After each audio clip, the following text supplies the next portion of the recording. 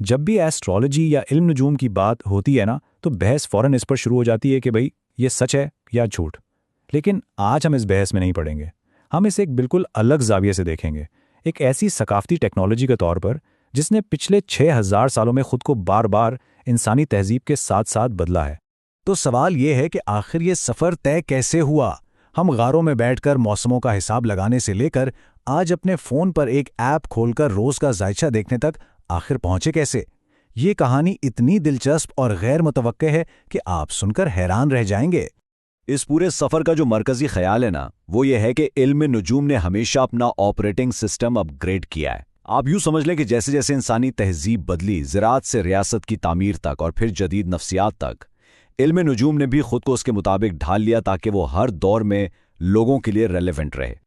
चलें कहानी शुरू करते हैं बिल्कुल इब्तिदा से। पहला दौर यानी रियासती अमूर का ज़माना। ये वो वक्त था जब आसमान एक घड़ी भी था और बादशाह का सबसे बड़ा मुशीर भी। कदीम इंसानों की सोच कुछ ऐसी थी, हम देवताओं के रहम व करम पर हैं। उनके लिए आसमान कोई खाली जगह नहीं थी, बल्कि एक ताकतवर, पुरअसरार और जिंदा कुव्वत थी जिसका ताल्लुक सिर्फ और सिर्फ एक चीज से था, उनकी बका से। तो शुरू में ये निज़ाम बहुत अमली किस्म के थे। जैसे क़ब्ल तारीख़ दौर में आसमान बस एक कुदरती घड़ी था जिससे मौसमों और जानवरों की नकलो हरकत पर नज़र रखी जाती थी।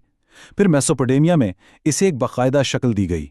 वहाँ 360 डिग्री का दायरा और 12 बुरूज का निज़ाम बनाया गया। लेकिन एक बात याद रखने वाली है, ये सब कुछ सिर्फ बादशाहों के लिए था ताकि वो फसलों की कटाई और जंगों के बारे में पेशगोई कर सकें। इसे मुंडेन एस्ट्रोलॉजी कहा जाता था, यानी दुनियावी या रियासती मामलात का इल्म। बाद में मिस्र ने इसमें रूहानियत का रंग भरा और रूह के सफ़र को कायनात के निज़ाम से जोड़ दिया। और फिर आता है तारीख का शायद सबसे बड़ा मोड़, यूनानी इनकलाब। ये वो वक्त था जब इल्म नजूम पहली बार बादशाह के दरबार से निकलकर एक आम फर्द की जिंदगी में दाखिल हुआ। ये एक इनकलाबी सोच थी, कायनात मेरा नाम जानती है। जरा इस ख्याल की गहराई को समझें। ये आइडिया कि आसमानी निज़ाम का ताल्लुक सिर्फ बादशाह या रियासत से नहीं बल्कि एक आम इंसान की ज़ाती ज़िंदगी और तकदीर से भी हो सकता है, इससे पहले ये किसी ने सोचा तक नहीं था। ये एक बहुत बड़ी नफ्सियाती तब्दीली थी। पुराने और नए निज़ाम का फ़र्क बिल्कुल साफ है। मुंडेन एस्ट्रोलॉजी का मरकज़ रियासत और बादशाह थे, और सवाल ये था कि क्या फसल अच्छी होगी, जबकि होरोस्कोपिक एस्ट्रोलॉजी का मरकज़ एक आम फर्द था, और सवाल ये बन गया कि मेरी तकदीर क्या है। ये जो लफ्ज़ है ना होरोस्कोप, ये यूनानी लफ्ज़ होरोस्कोपोस से निकला है, जिसका मतलब है घंटे का निशान। ये दरअसल किसी भी फर्द की पैदाइश के ठीक उसी लम्हे पर आसमान का एक ज़ाती नक्शा था।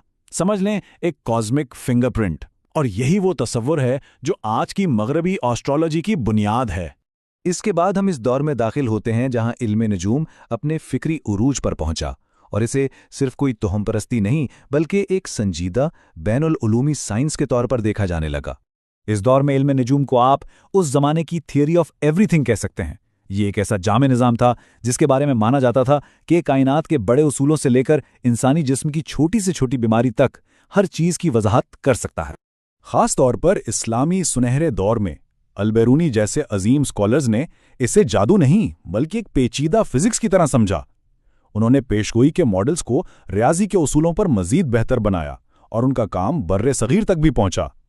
फिर जब ये इल्म कुरूने वस्ता के यूरोप पहुंचा तो इसे यूनिवर्सिटियों में बाकायदा फल्कियात और तिब के साथ पढ़ाया जाने लगा। कमाल की बात तो यह है कि डॉक्टर बीमारियों की तशखीस और सर्जरी का सही वक्त तय करने के लिए सितारों की चाल का इस्तेमाल करते थे। लेकिन हर उरूज को ज़वाल है, और यहाँ ज़वाल आया साइंसी इंकलाब की शक्ल में, जिसने हज़ारों साल पुराने आलमी नज़रिए को तोड़ कर रख दिया और इल्म नजूम को उसके बुलंद मकाम से गिरा दिया। हज़ारों साल तक तो सब कुछ ठीक था, मतलब ये बात बिल्कुल लॉजिकल लगती थी कि सितारे हमारे यानी ज़मीन के गिर्द घूमते हैं, और जब तक ज़मीन कायनात का मरकज़ थी, इल्म नजूम की मंतिक भी बिल्कुल दुरुस्त मालूम होती थी। सब कुछ एक बामानी निज़ाम की तरह लगता था। और फिर कोपरनिकस और गैलीलियो आए, और इन्होंने इस पूरे नज़रिए को चकनाचूर कर दिया। उन्होंने यह साबित कर दिया कि ज़मीन कायनात का मरकज़ नहीं है, बल्कि यह तो सूरज के गिर्द घूमने वाला महज एक सैयारा है। इस एक तब्दीली के असरात बहुत गहरे थे। कायनात को एक बामानी वजूद से हटाकर एक बेहिस मशीन समझा जाने लगा। फल्कियात यानी एस्ट्रोनॉमी एक मोतबर साइंस बन गई जो आसमानी अजसाम की हरकत का मुतालिया करती थी।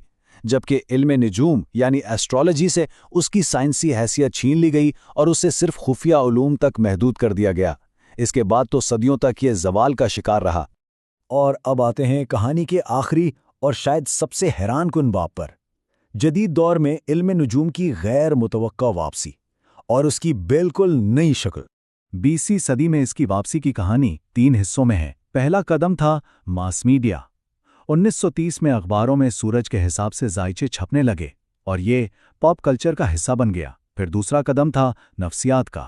مشہور ماہر نفسیات کارل یونگ نے بروج کو اجتماعی لاشعور کی آفاقی علامتوں کا نام دیا، اور آخرکار تیسرا اور سب سے اہم قدم، اس کا مقصد قسمت کی پیشگوئی سے ہٹ کر شخصیت کو سمجھنا بن گیا۔ اور آج کے ڈیجیٹل دور میں تو اس کی شکل ہی بدل گئی ہے۔ اب یہ مستقبل بتانے کا ذریعہ کم اور اپنی شناخت کو سمجھنے اور دوسروں سے جڑنے کے لیے ایک زبان زیادہ بن چکا ہے۔ آج کل کی ایپس جیسے کوسٹار اور دی پیٹرن کسی نجومی کی طرح نہیں بلکہ ایک تھراپسٹ کی طرح بات کرتی ہیں۔ یہ فلکیاتی ڈیٹا کو استعمال کر کے خود شناسی کے لیے مواد دیتی ہیں۔ کوئی جب اپنا بگ 3 بتاتا ہے، یعنی اپنا سورج، چاند اور چڑھتا ہوا برج، تو یہ دراصل اپنی شخصیت کے پہلوؤں کو بیان کرنے کا ایک شارٹ کٹ ہوتا ہے۔ اس پریشان کن دور میں یہ حقیقت کو سمجھنے کے لیے ایک تسلی بخش علامتی ڈھانچہ فراہم کرتا ہے۔ تو آئیے اس پورے سفر کو ایک نظر میں دیکھتے ہیں۔ یہ شروع ہوا میسوپوٹامیا میں ایک ریاستی پیشگوئی کے نظام کے طور پر، پھر یونان میں یہ شخصیت کا نظام بن گیا، اسلامی اور قرون وسطیٰ کے دور میں یہ ایک سائنسی آلہ تھا، لیکن سائنسی انقلاب کے بعد اس کا زوال ہوا۔ 20ویں صدی میں یہ ایک نفسیاتی نظام کے طور پر واپس آیا، اور آج 21ویں صدی میں یہ ڈیجیٹل تھراپی اور شناخت کی زبان بن چکا ہے۔ تو آخر میں بات کیا ہے؟ اس پورے تجزیے کا نچوڑ یہ ہے کہ علم نجوم کی شکل، اس کا آپریٹنگ سسٹم ہمیشہ بدلتا رہا، لیکن اس کا بنیادی کام ایک ہی رہا ہے۔ انسانوں نے ہمیشہ سے آسمان کو ایک آئینے کے طور پر استعمال کیا ہے، اپنے اندر معنی تلاش کرنے کے لیے۔